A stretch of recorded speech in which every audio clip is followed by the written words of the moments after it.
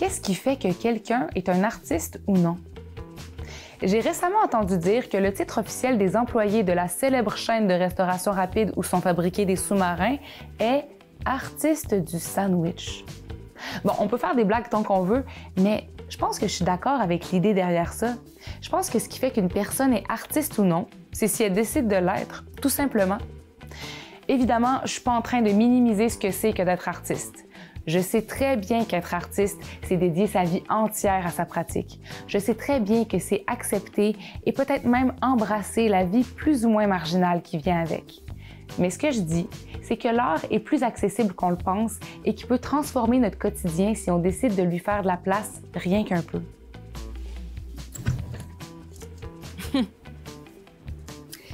Ça, je dois l'admettre, j'ai un lien particulier avec cet objet-là. Parce que c'est le premier appareil photo argentique qu'on m'a offert. Une vieille Yashica. Elle devait pas être vieille à l'époque quand mon père l'a offerte à ma mère pour ses 20 ans. Ensuite, plusieurs années après, ça a été le tour de ma mère de me l'offrir le jour de mes 20 ans. Cette caméra-là m'a permis de développer un terrain de jeu où je pouvais apprendre par moi-même, à mon propre rythme, par essai et erreur, sans aucune pression de performance ou de résultat à atteindre. Sans me revendiquer photographe professionnel, j'ai découvert à quel point ça peut être stimulant de pratiquer un art de façon aussi détachée. Je sais que ça peut paraître étrange dit comme ça, mais c'est comme si ce détachement-là m'a permis d'abaisser toutes mes attentes et de pouvoir enfin toucher à une expression artistique qui m'était propre.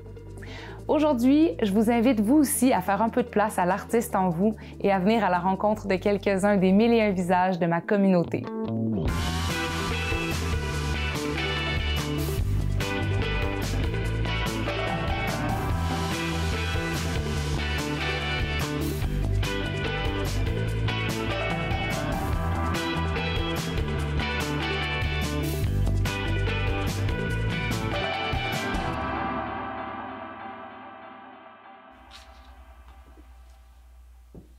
Sans même m'en souvenir, je pense que sur les premières photos de bébé, j'ai 1 an, j'ai 2 ans, je suis assise dans ma chaise haute, j'ai déjà des crayons dans les mains, des papiers.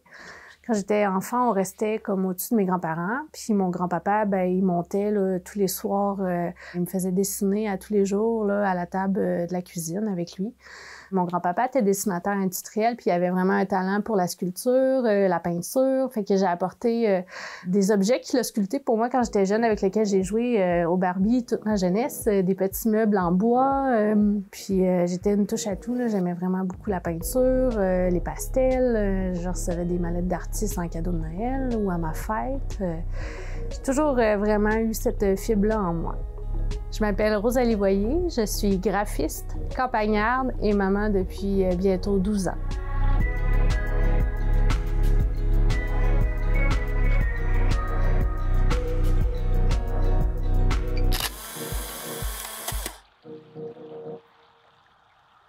En 6e année, j'écrivais dans notre petit album de finissant de 6e année que j'allais aller étudier en art un jour. Là.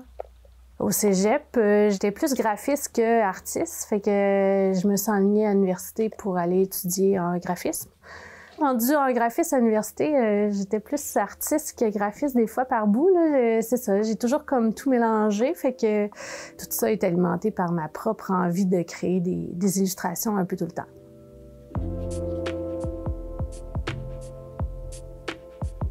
Ici, on est à Saint-Paul-de-Montmagny. C'est dans la MRC de Montmagny-Lillet. On est dans les montagnes, donc on est vraiment en altitude. C'est un petit village de à peu près 840 habitants. Assez vite, j'ai eu des enfants qui me ressemblaient. Puis là, assez vite, un constat est arrivé que en région, j'avais pas tout à fait les mêmes choix que moi j'ai eu dans ma jeunesse. Puis souvent, on se rapproche de notre propre jeunesse quand on arrive avec des enfants dans la vie. On a envie de leur offrir ce que nous, on a eu comme jeunesse. Fait que j'ai eu l'idée de créer des ateliers d'art à Saint-Paul. On a organisé les 2 derniers étés ce qu'on appelait les Jeudis tout art avec un organisme ici. Donc, c'était vraiment des projets là, pour tout le monde qui venait cet après-midi-là. Fait qu'on a fait des projets d'art sur la thématique du cirque avec des collages avec des bines. J'ai fait des projets plus de tissage, des mandalas en laine. J'ai acheté un jeu de cartes là, en France pour contrer le syndrome de la page blanche chez les artistes. Fait que c'est un jeu de cartes créatif. Alors, la façon d'y jouer, c'est que tu peux séparer les cartes. Il y a différentes thématiques. Il y a des cartes pour les médiums, il y a des cartes pour les techniques, il y a des cartes avec des artistes en exemple. Puis tu piges une carte, 2 cartes, 3 cartes, puis tu décides de faire un projet par rapport à ce que tu as pigé créativement parlant.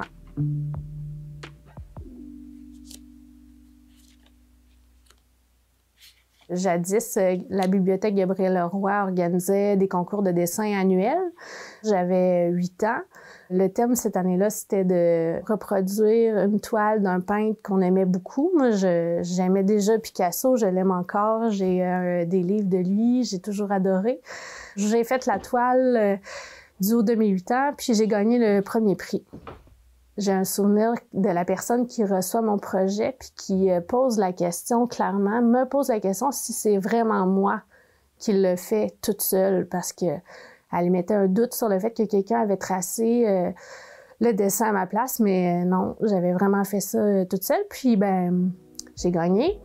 C'était vraiment un beau souvenir.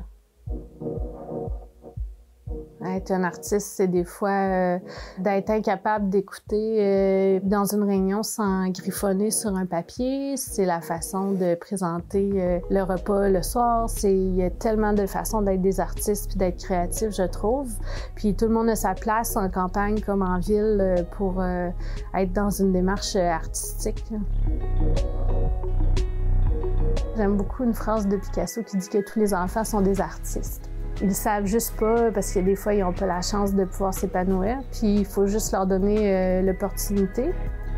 Tu leur donnes une idée, ils partent, puis ils te reviennent 1 heure plus tard. Ils ont fait 36 petits dessins, ils ont fait du bricolage, ils ont monté des choses en papier, ils ont cousu des robes de Barbie avec des Kleenex ou avec des ballons puis des vieux bas. C'est infini le pouvoir de cette créativité-là, je trouve. Il faut juste y mettre un petit peu la flamme.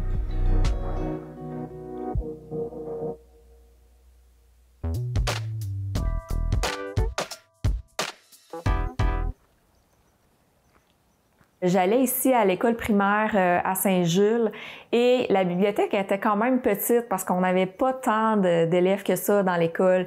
Et moi, à la fin de la 6e année, là, j'avais tout lu, là, ce qui était disponible dans la bibliothèque. J'étais vraiment une passionnée de lecture. Puis c'est ça, j'étais découragée parce que j'avais plus de livres que je pouvais emprunter à mon école. Le tout premier livre que j'ai écrit, c'était dans ma bucket list, là, je m'excuse l'anglicisme, mais dans ma vie, je voulais écrire un roman. Je pensais qu'après avoir écrit mon roman, que j'allais pouvoir simplement faire un crochet puis passer à d'autres choses. Mais là, j'ai eu la piqûre, je me suis mis à avoir plein d'autres idées de romans. Je m'appelle Josiane Fortin, je viens de Saint-Georges, je suis une mère de 2 enfants.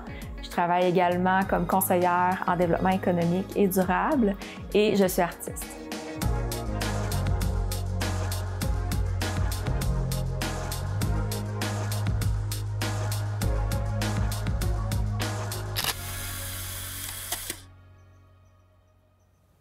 En fait, j'ai écrit mon 4e livre de développement personnel qui s'appelle « Doubler votre temps » parce que tout le monde me demandait tout le temps comment tu fais pour faire tous tes projets.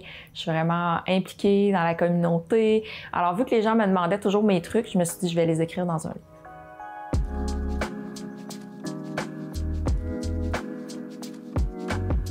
J'en ai aussi fait un autre livre illustré pour les tout-petits qui s'appelle « Le kiwi voyageur ». Et à ce moment-là, j'ai expérimenté avec l'intelligence artificielle pour créer les images. C'est sûr que c'était plus compliqué que je pensais d'utiliser l'intelligence artificielle parce que le défi, c'est d'avoir une continuité dans les personnages, dans les décors. Donc, à chaque fois, lui, il réinventait des nouveaux paysages, des nouveaux personnages. C'est ça le défi, d'aller chercher cette continuité-là. Moi, ce qui m'a amené à faire de la peinture, c'est que j'avais besoin de créer davantage. Au-delà des mots, j'avais envie de faire de la peinture aussi. Mais je me suis lancée dans la peinture abstraite parce que dans le temps, j'avais des jeunes enfants, là, puis j'avais un fort besoin de m'exprimer comme ça. Et j'avais des petits blocs de temps. Je pouvais pas passer beaucoup de temps à perfectionner des paysages, des animaux. Là, j'ai fait toutes sortes de techniques là, pour que ça aille encore plus vite, évidemment. Moi, j'aime toujours optimiser mes processus.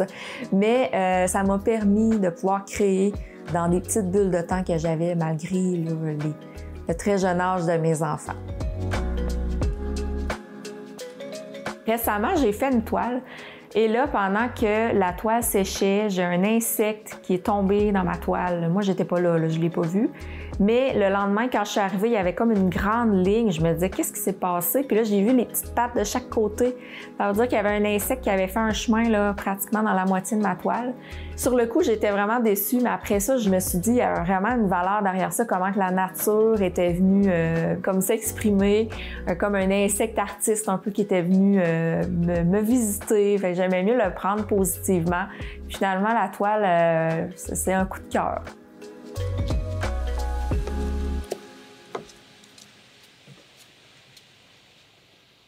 Quand on s'imagine le travail d'une autrice ou tout artiste, on s'imagine qu'ils vont avoir un temps infini, que là, ils vont pouvoir méditer, puis se faire une petite routine avant.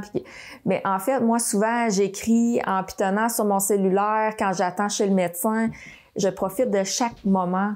Mais c'est sûr que j'aime beaucoup aller travailler à la roulotte de ma mère. Quand j'y vais, c'est un moment spécial juste pour moi. Je suis pas interrompue. Alors à ce moment-là, c'est vraiment un moment spécial pour moi pour pouvoir travailler. Malheureusement, ma mère est décédée il y a environ 2 ans. Elle avait son petit lieu vraiment pour elle. Elle pouvait décorer comme elle voulait. Elle pouvait y faire qu'est-ce qu'elle voulait. Donc, c'était comme son petit coin de paradis. Et on a planté un arbre. Ça, c'est à sa demande. Elle avait vraiment envie qu'il y ait un arbre qui la représente après son départ. Je pense que je suis une personne qui est très rationnelle dans la vie et qui a plusieurs objectifs. Ma mère aussi avait son côté pragmatique de se trouver un travail qui va payer les factures, qui va être sûr. Avec un fonds de pension, c'est encore mieux. Mais moi, je le vis tous les jours, mon côté plus logique, mais en même temps, j'aime bien m'exprimer ma créativité. J'aime ça parce qu'en tant qu'artiste, en tant que mère, en tant que féministe, en tant qu'environnementaliste, j'aimerais penser que ma présence sur la Terre a rendu le monde plus beau. Qu'est-ce que ça m'inspire, le mot artiste? C'est quelqu'un qui va créer du beau, mettre de la beauté dans le monde, qui amène les gens à décrocher parfois de la routine qui peut être abrutissante par moments. Je trouve ça vraiment bien ce que les artistes apportent au monde.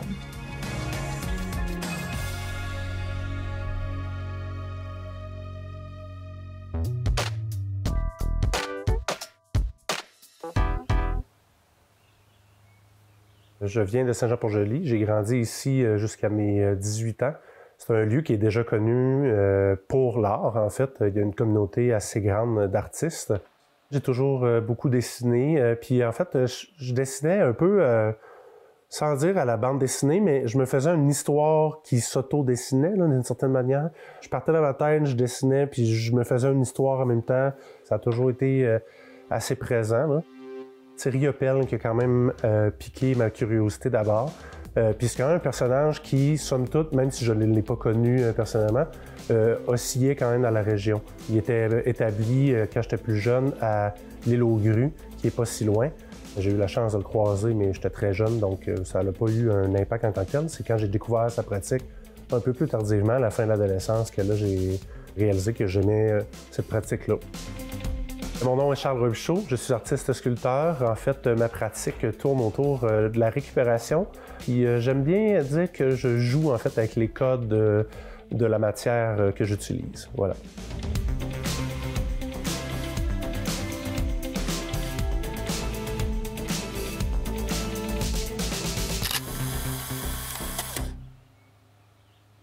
C'est la maison Méville-Deschênes, la maison où j'habite. C'est une maison qui est quand même assez bien connue dans le village ici. Le bâtiment était un peu plus vers la route avant. Il a été reconstruit parce qu'il était mal en point, mais ils l'ont reconstruit exactement de la même manière. Ils ont gardé les vieilles fenêtres, les vieilles portes et tout ça. Donc, j'ai essayé au début de m'installer un atelier de peinture que j'ai déplacé vers la maison parce que poussière et peinture ne font pas bon ménage, mais sinon, majoritairement, c'est de l'outillage de bois. Donc, je travaille beaucoup le bois récupéré majoritairement. C'est quelque chose qui est cher à mes valeurs, donc c'est un appel naturel vers ces essences-là. Mon premier projet est à Québec, ça s'appelle Les Croisseurs. Il y a comme 3 sections à la sculpture, comme si c'était une suite de blocs, en fait, qui oscillaient dans l'espace et qui rentraient dans le sol. On peut penser peut-être à une racine ou même un ver de terre qui vient de rentrer, sortir, puis en fait, on suit cette progression-là. Du côté du regardeur, il y a toujours une espèce de questionnement. C'est-tu en train de tomber? C'est-tu en train d'émerger? C'est-tu fragile? Des effets de flottement, finalement, avec des choses qui sont hyper pesantes.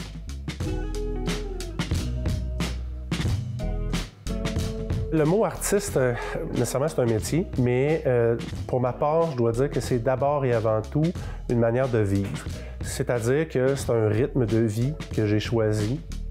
Être artiste, c'est pas toujours d'être celui qui va vendre des peintures, des sculptures à des millions de dollars. Une pratique artistique peut bien accompagner un métier dans le domaine de l'art. Je travaille au musée comme technicien en muséologie et je passe du temps dans l'atelier comme ça. Puis il y a un équilibre dans mon cas. Puis je pense que c'est quand même quelque chose qu'il faut véhiculer parce que c'est quand même plus présent qu'on pense, en fait, cette réalité-là. À la fin de ma maîtrise, j'ai démantelé en fait une vieille maison ancestrale. J'ai fait un projet de fin de maîtrise avec ces matériaux-là, le temps que je reconstruise un de ces 4, cette maison-là, autre part.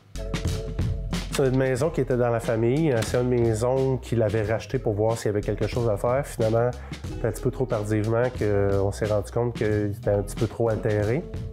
C'est un peu commun à tout le Québec, là. On voit tout le temps des bâtisses un peu délabrées qu'on laisse aller avec le temps. Bien, c'est une manière pour moi un peu de réexposer cette réalité-là, de montrer l'importance de peut-être pas toutes les perdre finalement. Il fallait la déconstruire. C'est ce qu'on a fait. On a commencé de manière traditionnelle, par le toit en descendant jusqu'en bas. Maintenant, j'ai une collection de vieux outils à mon grand-père. Ces outils-là, je les ai trouvés dans la maison que j'ai démantelée. Puis maintenant, bien, ils servent encore aussi. C'est quand même intéressant à dire, dans le sens où c'était tellement des bons outils que je peux encore les utiliser dans le jardin l'été. Quand on a défait le plafond, en fait, lui avait été refait il y a une centaine d'années environ, en 1917. Ce que je peux dire là-dessus, c'est que les planches étaient embouffetées, puis il y avait beaucoup de journaux, en fait, de 1917. J'ai essayé d'en préserver le plus que possible, mais au final, ça reste que c'est un papier qui était quand même altéré. Puis lire les nouvelles d'antan, c'était quand même assez drôle.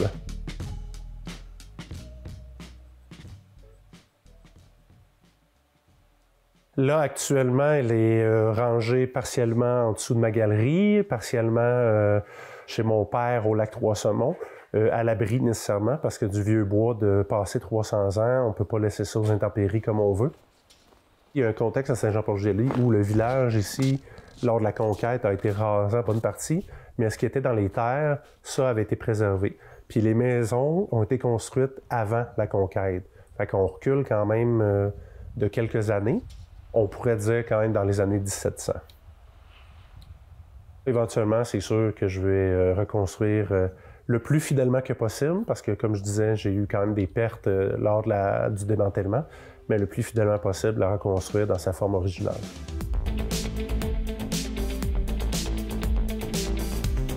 L'oncle qui m'avait un peu donné la permission de faire ça, je pense qu'il en est bien heureux de ce côté-là. Il y a une forme d'attachement. Fait que de la voir pas tout à fait disparaître, puis de la possibilité qu'elle soit reconstruite un jour, je pense qu'il y a quand même quelque chose de charmant à l'idée. C'est un enjeu aussi de préserver. Il y a beaucoup de choses à préserver et très peu de ressources financières, entre autres, et même physiques, parce que ça prend de l'espace, ça prend du temps, ça prend du monde.